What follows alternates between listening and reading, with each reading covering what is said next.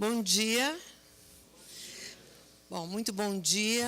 Eu sou a professora Tânia Casado, diretora do Escritório de Desenvolvimento de Carreiras da Pró-Reitoria de Graduação da USP. Sejam todos muito bem-vindos. Eu quero, antes de mais nada, agradecer aqui a Roberta Holanda e o Yuri Dario, que vão falar aqui para a gente hoje, né, sobre um tema que a gente viu que muita gente se interessou. A gente teve recorde de inscrições, tá certo? Então, a Roberta já esteve aqui, né, numa outra palestra, foi um sucesso. Eu quero só aproveitar e fazer uma pergunta. Quem está vindo pela primeira vez no evento do ECAR? Oba! Lu, olha isso, Lu. Por favor, levanta a mão, porque nós precisamos fotografar isso. Olha, primeira vez no evento do ECAR. Puxa vida, sejam bem-vindos, venham sempre. Tá? Venham sempre. Esse é um movimento que a gente começou no finalzinho de 2015. E eu quero, de novo, né, rapidinho, falar assim para vocês o seguinte. Como é que apareceu o Escritório de Desenvolvimento de Carreiras? Eu dou aula na FEA, na Faculdade de Economia, Administração e Contabilidade da USP. A minha área de pesquisa é carreiras. E eu faço parte de alguns, claro, a nossa atividade acadêmica exige isso, eu faço parte de alguns núcleos de estudo, de alguns núcleos de atuação internacionais sobre o assunto. E todos os meus colegas lá fora têm o seu centro de carreiras. A gente não tinha aqui. Aliás, no Brasil, não é muito uma tradição. A gente vai ver alguns centros de carreira em outras universidades, na realidade, são as nossas sessões de estágio. Quem é aluno aí da USP sabe das nossas sessões de estágio, né? Como é que são, que sempre existiram, tal. Agora, o escritório de carreiras, como a gente tem hoje na USP, é pioneiro no país, é pioneiro na América Latina. E isso foi uma conversa que eu tive em 2015. Em outubro de 2015, eu tive uma conversa com o nosso pró-reitor de graduação, professor Antônio Carlos Hernandes, é o atual pró-reitor de graduação, e falei, professor, a gente precisa fazer isso, né? E ele falou, tá bom, vamos conversar. Isso foi 6 de outubro de 2015. Um mês depois, o escritório estava oficializado. Tá? Então, a gente tem o escritório atendendo os nossos alunos desde o finalzinho de 2015. A gente atende primordialmente os nossos alunos de graduação, mas a gente tem alguns alunos de pós-graduação que também são atendidos, isso em atendimentos individuais. Vocês podem olhar no nosso site, que fica lá, é um pedacinho lá do site da nossa Pró-Reitoria de Graduação. A gente tem um Facebook. Por favor, entre no Facebook do escritório, curtam o Facebook, né? Porque o que a gente quer, pessoal, é cada vez mais trazer mais gente para aproveitar esse trabalho que a gente está fazendo desde o finalzinho de 2015. Todo mundo acha que isso aqui sempre existiu, não, é porque nós temos assim um grupo de pessoas muito engajado nisso, né? A gente tem desde a nossa pró-reitoria de graduação, passando por alguns professores. Nós estamos aqui hoje na veterinária, o professor Vizintim, que daqui a pouco deve estar por aí. O professor Vizintim é outro querido que abraçou muito o escritório. A gente faz muitos eventos aqui. A gente tem também a parceria, né, de alguns funcionários da USP, né, que estão aqui, a Lu, né, que é funcionária da Pró-Reitoria, que ajuda com toda a parte, faz um extra no trabalho dela, né, para ajudar a gente com a mídia, aí, né, para divulgar o escritório. A gente tem a Patrícia, que está lá fora, né, que é assim, a cara do escritório para todo mundo. E a gente tem 35 voluntários, que são pessoas do mercado, da área de aconselhamento de carreiras, que trabalham com a gente. Uma delas está aqui hoje, que é a Cris. Cris, levanta e dá um tchauzinho, né? A Cris é uma profissional também do mercado, e todas essas pessoas trabalham voluntariamente para a nossa USP. Então, é um pessoal muito sênior, é um pessoal que tem feito um trabalho maravilhoso, a quem eu sempre faço questão de agradecer em todo evento, porque sem eles, pessoal, a gente não conseguia fazer tudo que a gente tem feito, tá bom? Agradecer aos nossos parceiros, né, que vêm aqui também contribuir com a gente, hoje a Roberta e o Yuri. E assim, a gente tem também atividades para a comunidade interna, fora alunos, e externa à USP. Então, eu vou aproveitar, vou perguntar quem aí é aluno de graduação. Olá, Lu, graduação. Legal. Agora eu vou perguntar, por favor, quem é aluno de pós-graduação? Ô, pessoal, bem-vindo. Olha, eu vou falar um segredo, assim, a gente quer estender esse negócio para a pós-graduação cada vez mais, tá? A gente precisa de mais braços, nós vamos, se Deus quiser, para o próximo ano, né? Na próxima gestão aí, nós vamos, se Deus quiser, conseguir ampliar isso aí. E eu queria saber agora quem é... Tem professor aqui? Tem colega meu, professor? Oba, levanta a mão. Ai, que bom. De onde você é? Oi? Da Odonto. Como é que se chama? Maria Ângela, muito obrigada, Maria Ângela. Volta sempre. É a primeira vez você aqui? Ai, vem sempre, Maria Ângela. A gente precisa fazer alguma coisa na Odonto, tá? Aqui a gente já assim, né? Dá com uma mão e pede com a outra. É assim que o escritório funciona, troca o tempo inteiro, né? A gente tem ex-alunos que vêm dar palestras também. Agora eu quero saber, funcionário USP. Olha nossos funcionários aí. Pessoal, muito obrigada, é sempre muito bom ver vocês aqui. E agora eu quero saber quem aí tem filho, irmão, parente na USP. Legal, sejam bem-vindos. A gente quer muito também os pais envolvidos com as questões de carreira dos filhos. Isso é muito importante. É uma das bandeiras do nosso escritório. E, finalmente, comunidade externa à USP que ficou sabendo pelo Facebook, por alguma outra coisa, que não tem diretamente nenhuma ligação com a USP. Quem pode, por favor? Super legal. Venham sempre também. Pessoal, por favor, curtam para que a gente possa conseguir cada vez mais expandir as nossas atividades. Tá bom? O pessoal que está chegando... vai se acomodando, tem lugar para sentar no chão, a gente está na USP, isso é perfeitamente, né, aceitável. Tá bom, pessoal? Muito obrigada. Eu passo agora para a Roberta e para o Yuri, né, que vão aqui conversar com vocês, tá bom? Muito obrigada, Roberta, muito obrigada, Yuri. Pessoal, eu vou ter que sair, a Lu depois faz as honras da casa. A gente está com um evento internacional lá na FEA. Eu larguei o pessoal lá, falei, vou lá falar do meu escritório e vou ter que voltar. Então, tá bom, se eu não conseguir voltar, Roberta, até o final... porque tem um bando de gente lá, eu quero de novo te agradecer e está aí o nosso pessoal. Obrigada, Roberta. Obrigada. Obrigada, Yuri. Obrigada. Bom dia, pessoal. Bom, eu sou a Roberta Holanda, eu sou consultora, coach e empreendedora financeira, basicamente. Tenho aí a minha carreira desenvolvida normalmente no mercado corporativo, com multinacionais, trabalhando na área de controladoria, planejamento financeiro e estratégico. E aqui eu tenho um projeto especial de educação financeira, que eu comecei com mais 2 parceiras, com 2 amigas, uma plataforma para poder ajudar as pessoas a entenderem um pouco mais de finanças, tirar a lenda de que finanças é um negócio muito difícil, e também ajudar as pessoas em momentos de transição de carreira, de construção de carreira, com outras pessoas que têm um know-how diferente do meu, que não é financeiro, mas mais lidado a pessoas. E hoje eu trouxe o Yuri também, junto comigo, para poder ajudar. Ele é um investidor, ele trabalha com isso, ele tem uma empresa de investimento, ele vai se apresentar antes de eu começar. Oi, bom dia aí a todos. Como a Roberta já adiantou, eu tenho uma empresa de investimentos focada no investidor individual. A gente atende todos os tipos de investidores, todos os tipos de investimentos. E eu vim aqui contar um pouquinho de vocês do que eu fiz na minha vida, né, para contar um pouco como vocês podem entrar no mundo dos investimentos. Lógico, falar um pouquinho sobre renda variável e temas do interesse de vocês, tá? A gente vai fazer meio que um jogralzinho aqui. Eu vou começar falando de renda fixa, porque eu sou a pessoa da renda fixa, e ele é o da renda variável.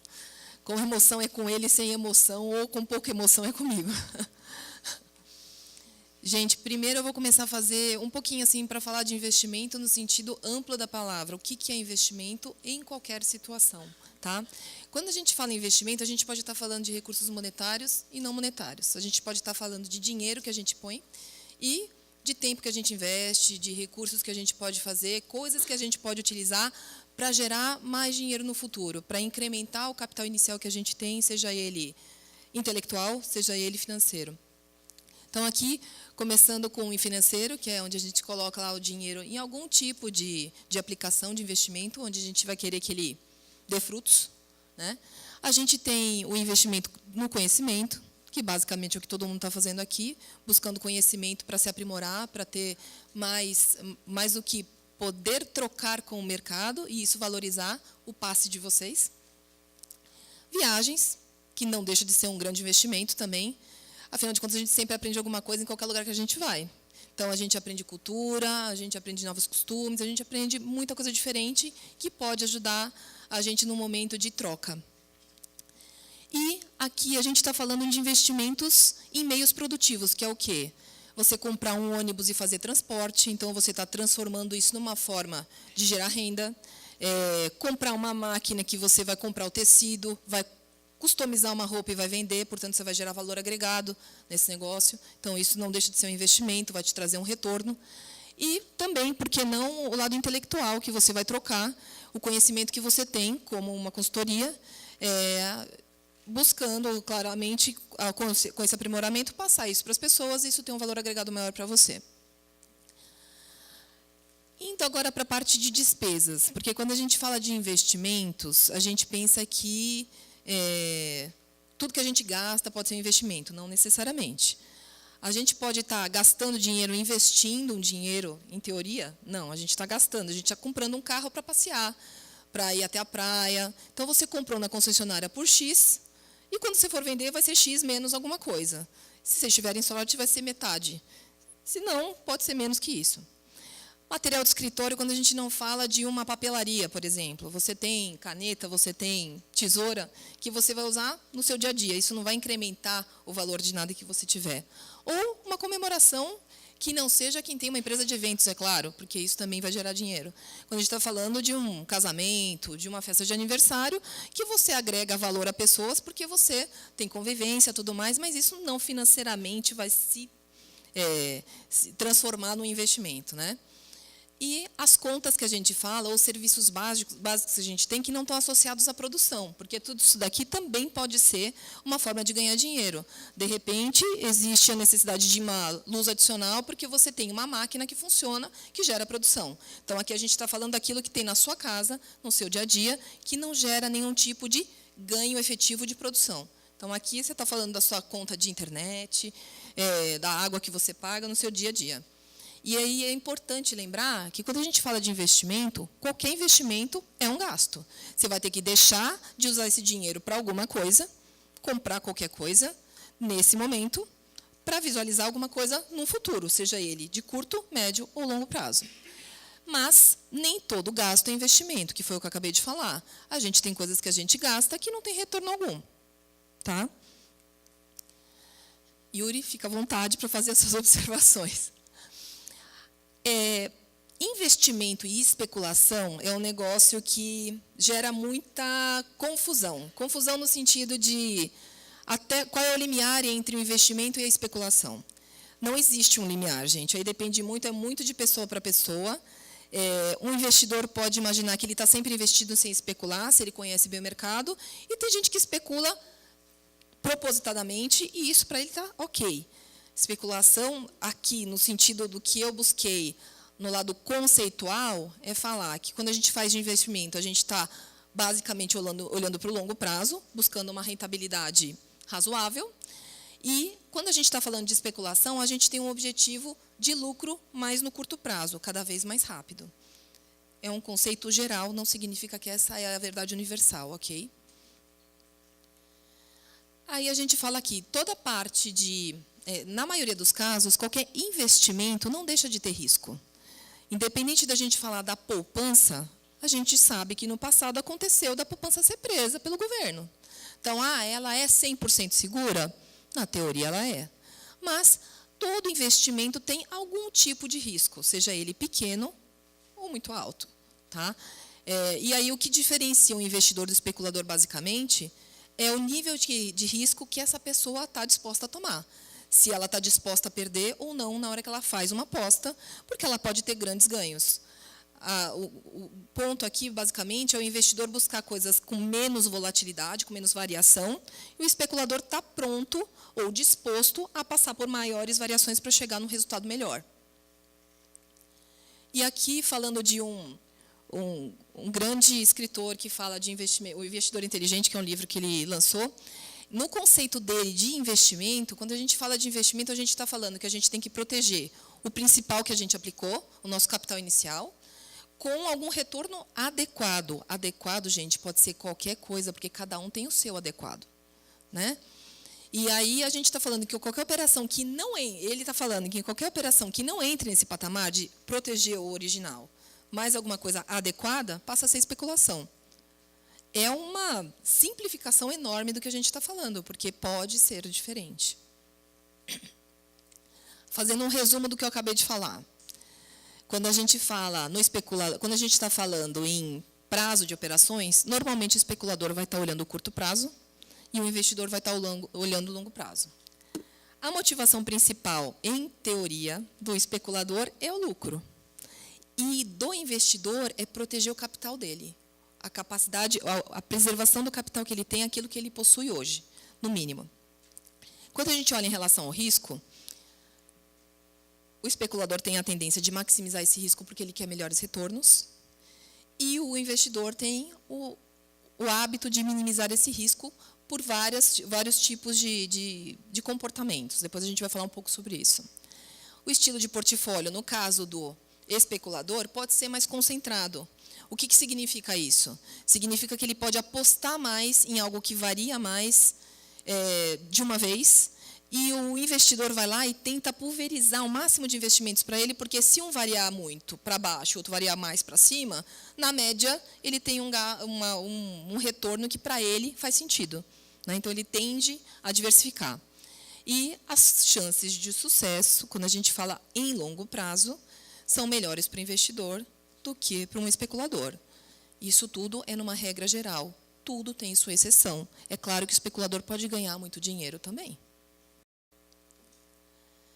Agora, uma coisa que é muito importante lembrar sempre é que tem um preconceito muito grande dentro do mercado quando a gente fala de especulação.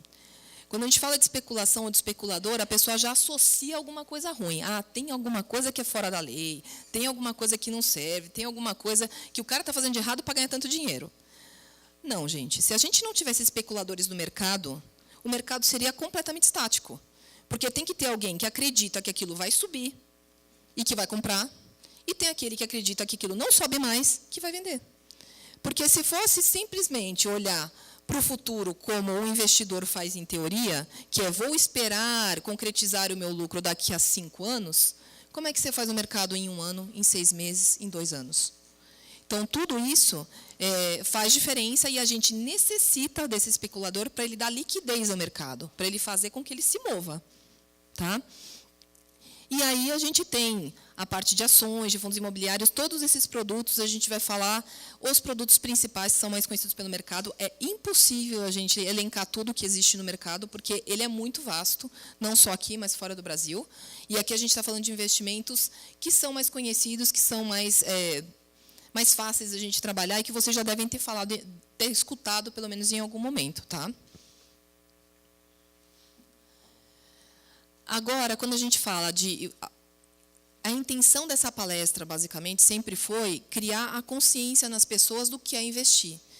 E, assim, investir não significa só pegar seu dinheiro e colocar no banco, mas você entender as suas necessidades, a sua capacidade de correr risco, porque tem gente que coloca dinheiro no negócio. Ah, meu amigo falou que tem um negócio aqui que vai dar dinheiro. Você vai lá, coloca o dinheiro e fica rezando todo dia, abre um negócio de manhã, de tarde, de noite, para ver se o negócio está funcionando. Você não tem estômago para fazer isso. Então, não adianta querer ir além da sua natureza e daquilo que você conhece para fazer algo que aquele especulador pode fazer que vai te dar mais dor de barriga do que ganho. Ah, mas eu posso ganhar dinheiro? Pode. Mas você tem psicológico suficiente para aguentar esse tipo de situação? Tem gente que não tem. Eu não tenho, eu confesso. Viver numa gangorra onde eu não sei se o negócio amanhã vai subir 10% ou cair amanhã 20%, não é um negócio que eu consigo fazer. O Yuri ali, ele faz isso assim de olho fechado, ele nem pensa.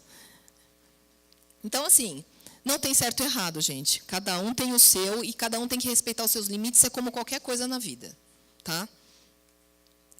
Aí, vamos falar agora um pouco da parte de canais que a gente pode investir. O que é o canal? É por onde você vai para fazer os investimentos quando a gente está falando de financeiro.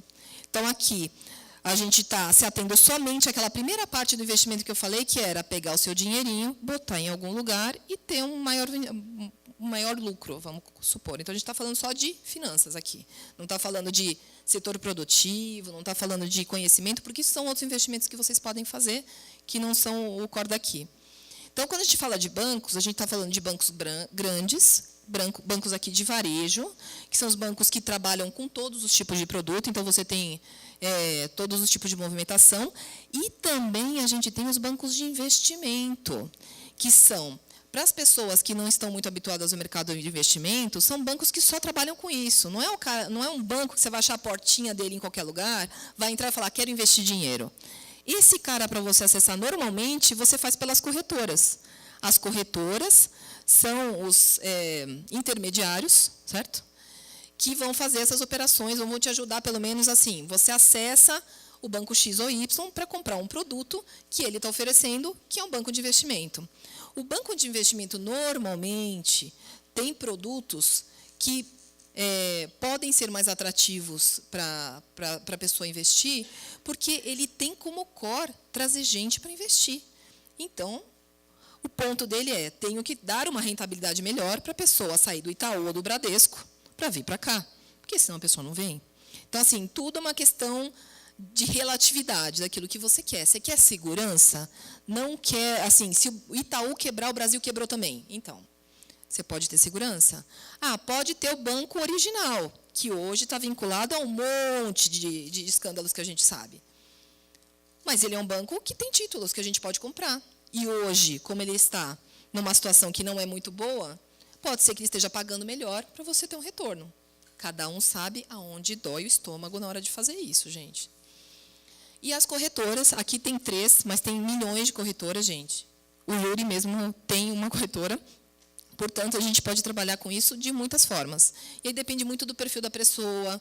Tem corretoras que não cobram taxas, tem corretoras que cobram taxas muito mais amenas do que os bancos, porque o Banco Itaú, o Banco Bradesco, vão cobrar taxas administrativas gigantescas, porque eles têm uma estrutura gigantesca. Então, quando você vai para uma corretora, você tem outros benefícios, você tem atendimento diferenciado, tem tudo isso que pode acontecer também. Falando aí agora de horizonte de investimentos, que é onde a gente fala que é necessário ter uma programação daquilo que você quer, aonde você quer e por quanto tempo você quer fazer o investimento, como você quer ter a liquidez ou flexibilidade para ter esse dinheiro de volta. E aqui tem alguns produtos que são mais usuais para se trabalhar em cada um desses horizontes. Quando a gente fala de curto prazo, a gente basicamente está falando de produtos até 1 ano. Né? E aí, quando a gente fala desses produtos, basicamente, o que se encaixa melhor é a poupança, é um CDB, é uma LCI. Eu estou falando um monte de letrinhas, tem muita gente que não conhece, a gente vai falar depois delas. Por favor, não se assustem. Tem o Tesouro Direto pré-fixado. Esses produtos são os mais viáveis quando a gente fala de curto prazo. Quando a gente vai para o médio prazo, que são horizontes de 1 ano a 5 anos, a gente está falando de fundos de multimercado. Multimercado a gente vai explicar também.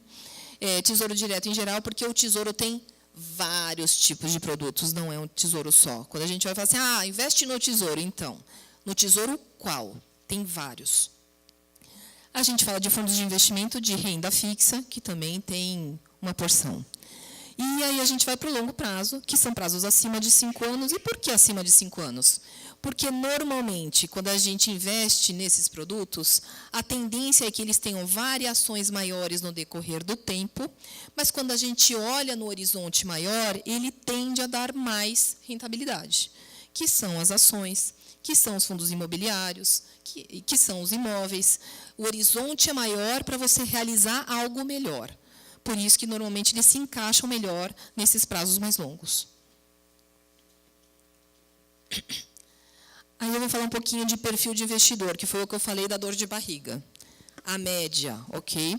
Então, quando a gente fala de um perfil de investidor conservador, A gente está falando de uma pessoa que busca segurança e liquidez. Por quê? Porque ele tem medo de que amanhã ele precise do dinheiro, então ele precisa de alguma coisa que ele consiga rapidamente ter de volta. Uma poupança, por exemplo. Tá? Ele prefere ter retorno previsível, então ele assim, não quero ter muitas emoções, mas eu acho que aqui eu consigo ir. Então, beleza, é isso que ele vai fazer. E, normalmente, os produtos que ele vai buscar são produtos de renda fixa, a poupança, e alguma coisa de fundos imobiliários, muito bem lembrado pelo Yuri, isso quando o cara é conservador, um pouquinho afeito a risco. Porque, se não for, ele só vai na renda fixa. Ele não faz mais nada. Aí a gente vai para o moderado.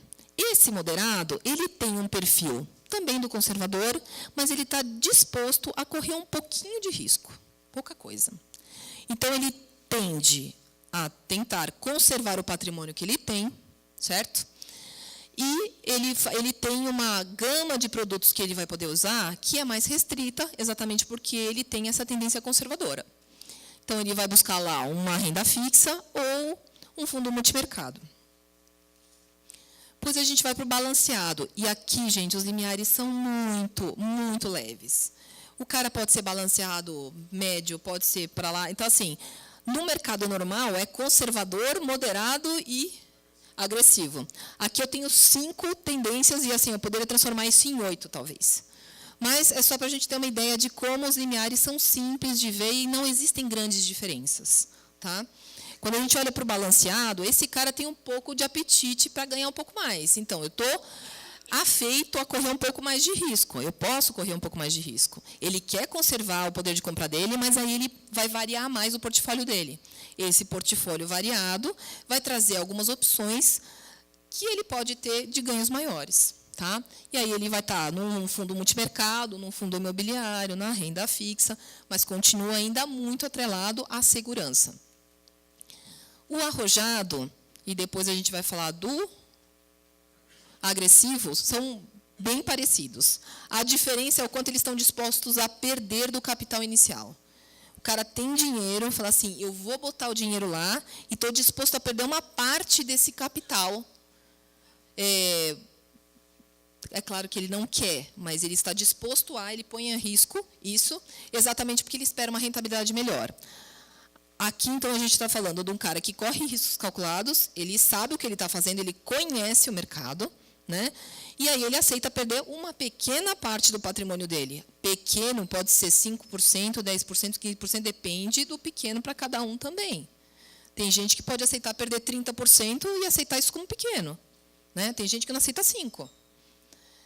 E aí a gente está falando de coisas com ganhos futuros, como ações, câmbio, a gente está falando de fundos multimercado. A pessoa vai ter um critério, mas ela vai estar usando isso da melhor forma possível.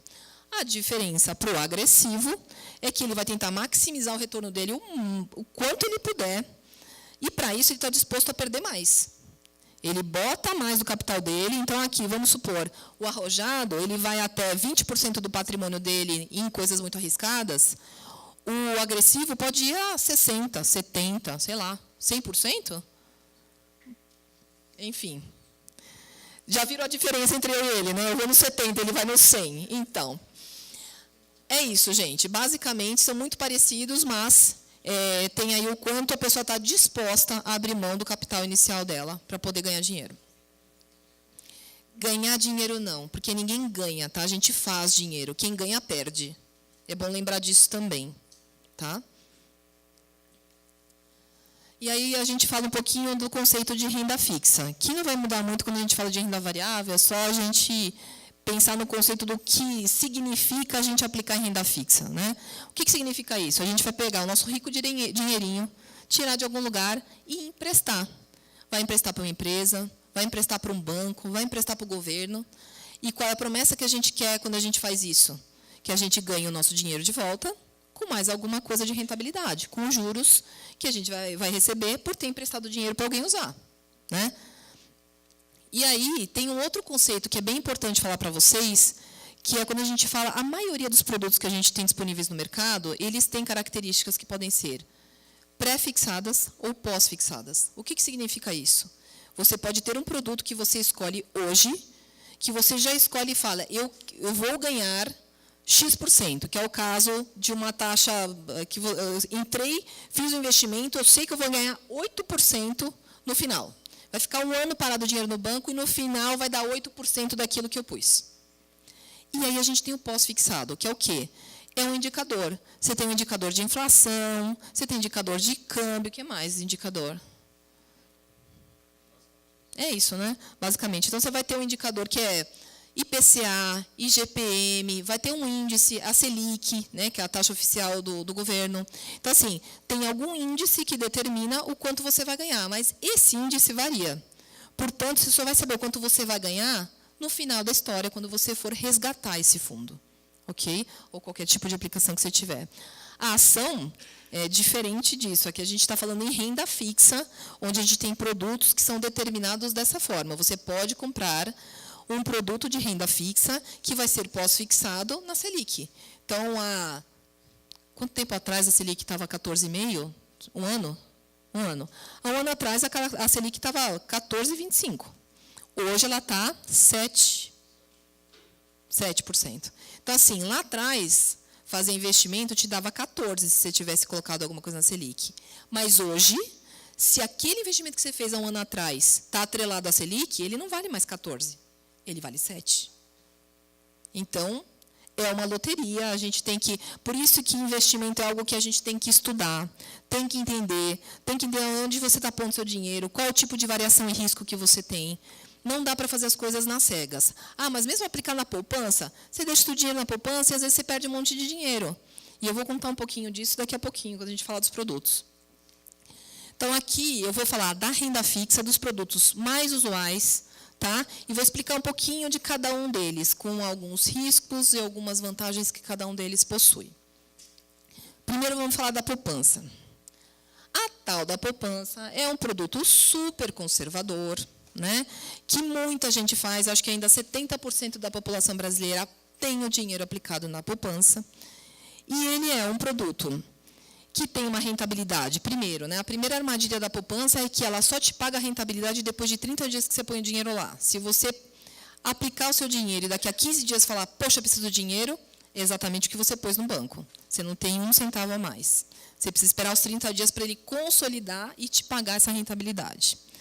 A outra regra, que aí valia muito a pena para quem olhava isso e entendia um pouquinho de investimento, é que quando a Selic estava em 14,5%, a poupança pagava 6% mais TR, que é uma taxa referencial, que hoje está em 0,05% ao mês. Ela está baixíssima. Então, quem deixou dinheiro na poupança quando a Selic estava em 14,5%, teve... assim, reduziu a metade, a menos da metade, aquilo que poderia ter ganho num outro produto de renda fixa que tivesse atrelado à Selic, por exemplo, né? Então, aqui hoje, quando a gente fala de 7%, é diferente, porque existe uma regra na poupança que diz que quando a Selic está igual ou abaixo de 8,5%, a gente tem que pegar a taxa Selic, que é a taxa referencial do governo, fazer vezes 70% dela, e aí colocar o ATR. O que isso significa? Que o governo estabeleceu que a poupança tem um teto máximo de rentabilidade para pagar para vocês. Mas o mínimo, assim, quando o governo diminui os juros, você vai ter que pagar a conta junto com ele. Então, para cima é do governo, para baixo é para todo mundo, né?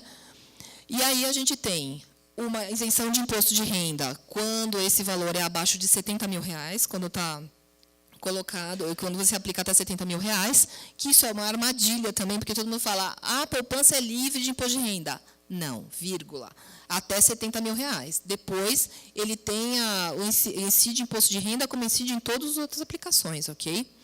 E aí a gente tem uma figura, que é o Fundo Garantidor de Crédito, que garante o seu dinheiro no banco até R$250 mil. O que isso significa?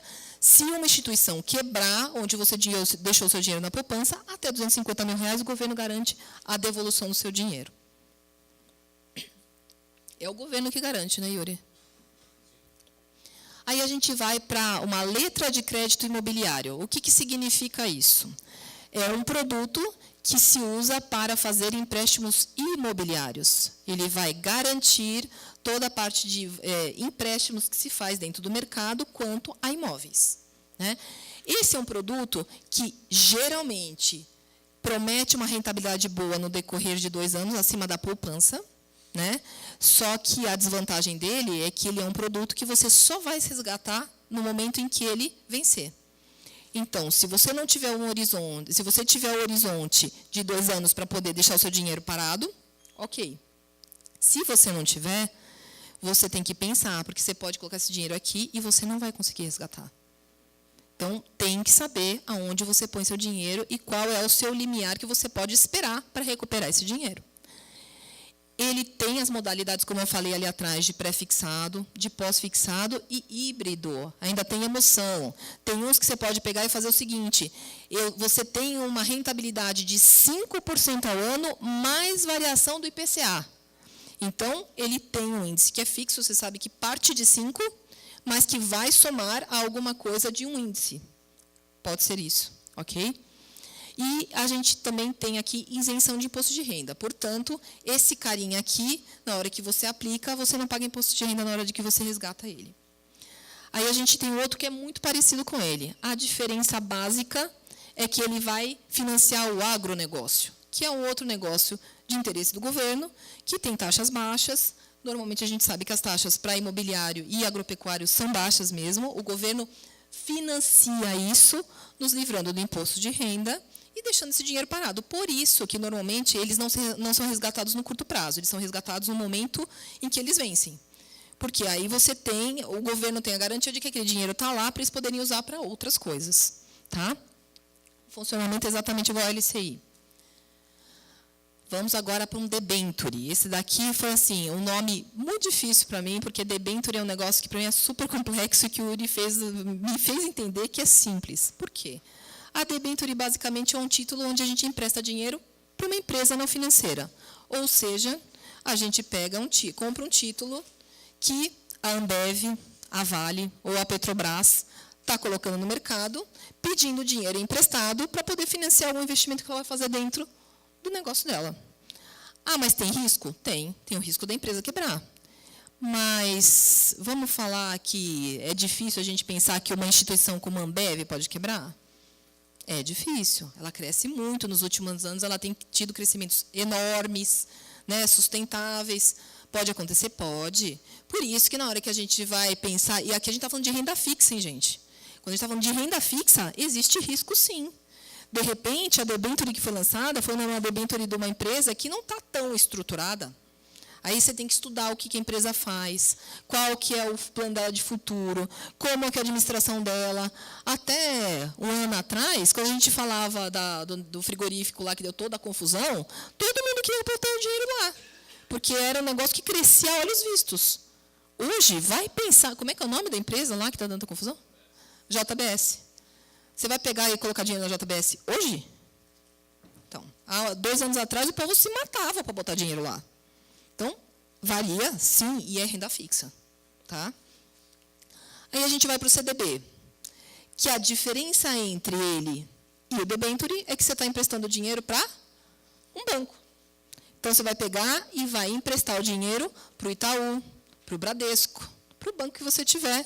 É um título que pode, sim, ser resgatado, porque ele tem maturidades, são duas coisas diferentes. Uma é a carência do investimento e outra é o vencimento dele. LCI e LCA, quando você olha a carência e o vencimento, são a mesma coisa. Quando você fala em CDB, você pode ter um vencimento e uma carência. Você pode ir lá, comprei um título de CDB que ele vai vencer em 2 anos, mas a carência dele é de 6 meses. A partir de 6 meses, eu posso resgatar esse dinheiro com a rentabilidade que ele me der até aquele momento. Ponto. Essa é a diferença. Ok? A desvantagem do CDB, paga imposto de renda. Ele tem as modalidades pré-fixadas e pós-fixadas que a gente falou também. Então, tem diferenças. Não é só, quero comprar um CDB do banco. Então, que CDB você quer comprar? Você quer contratar um que é estabelecido, que você sabe quanto que vai dar? Você quer, não, eu quero fazer um que é aplicado no índice porque eu acredito que o IPCA vai estourar no ano que vem. É uma aposta? Você vai ter que estudar para isso. Gente, Tudo tem que estudar.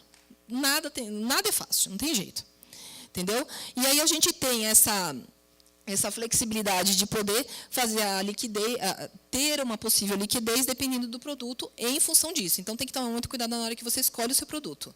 Esse aqui tem carência menor? Tem. Então, joia, eu vou fazer porque eu quero. Se eu precisar, eu posso mexer nesse dinheiro. Ou fazer como a LCI faz, comprei e só vou resgatar no dia que ela vencer. E o último aqui, a gente vai falar do Tesouro Direto. O Tesouro Direto, como eu falei, é um produto onde a gente empresta dinheiro para quem? Para o nosso querido e amado governo. Né? E aí, quando a gente fala de governo, a gente está falando que vai colocar esse dinheiro para que o governo faça as ações que ele precisa, e o garantidor desse dinheiro é o próprio governo. Não existe fundo garantidor. É o governo que fala, eu não vou quebrar, então você vai receber o seu dinheiro em algum momento, vai receber na hora que ele vencer. Né? Ele tem vários tipos de comportamentos, então ele pode ser prefixado, ele pode ser pós-fixado, ele tem variações, sim, então ele tem a desvantagem, o risco fiz uma aposta no índice que caiu. Achei que o IPCA ia virar 8% no ano que vem, e ele virou 4,5%. Então, tem risco? Tem. Né? Quando a gente fala de prefixado. Quando a gente fala de pós-fixado, perdão. E mesmo pré-fixado, porque hoje você pode fazer uma aposta, estou comprando um título do Tesouro que vai me pagar 9,25 ao ano. Espetacular. A Selic bate 14. Ou seja, fiz uma aposta onde eu ganhei menos que eu potencialmente poderia ganhar num outro título. Né? E aí, assim, tem as modalidades que eu falei, como o CDB, você precisa prestar atenção se você pode ou não resgatar. Aí depende muito do produto que você compra. Ele recolhe imposto de renda pela tabela regressiva, e isso assim. Para investimentos, o normal você tem de 0 a 721 dias uma tabela decrescente de juros, que ela é por faixas. Então, de 0 a 180 dias vai ser 22,5%, de 181 a 360 vai ser 20%. Depois, como é que é? De 181 a 360. E aí, no último, que a gente vai acima de 721 dias, é isso, né? A gente vai pagar 15%, certo? Então, ela vai decrescendo essa taxa. Então, quanto mais tempo você deixar, às vezes o que precisa fazer a conta é exatamente isso. Porque se você faz um investimento no curto prazo que paga imposto de renda, se você pagar 22,5% de imposto de renda, ele pode valer menos do que uma LCI, menos até que a poupança hoje. Então, precisa fazer a conta, precisa entender lá, descontar o imposto de renda que você vai pagar nos investimentos, porque parece um milagre que vai te pagar muito, mas dependendo do prazo que você faz, pode ser um tiro na água. Tá? Que mais? A parte de título comprado de liquidez e o imposto de renda que eu falei. Gente, eu acho que aqui eu cobri os principais produtos de renda fixa que a gente tem. Por óbvio, tem outros tantos que eu falei para vocês que existem. E o que a gente quer ilustrar muito aqui é que precisa estudar, precisa se atentar, precisa ler, precisa buscar ajuda. Assim, não sei nada desse negócio, não sei o que fazer. Busca uma pessoa que nem o Yuri, que vai poder ajudar você a falar assim, a melhor coisa dentro do seu perfil é fazer isso ou aquilo. Hoje tem muita gente que trabalha com isso. Você precisa, claro, conhecer pessoas que são bem indicadas, porque também tem o cara que pode te enrolar, fato, em qualquer situação. Né? Então, a gente precisa buscar pessoas que são sérias no mercado e que tem muita gente séria no mercado para poder dar esse tipo de suporte para quem precisa. Tá? Agora, eu vou passar a palavra para o Yuri. Antes de eu passar a palavra para ele, rapidinho, eu tenho um compromisso também, eu vou ter que sair um pouquinho antes. Se eu não conseguir até o final da palestra com vocês, eu agradeço muito a atenção de todos vocês.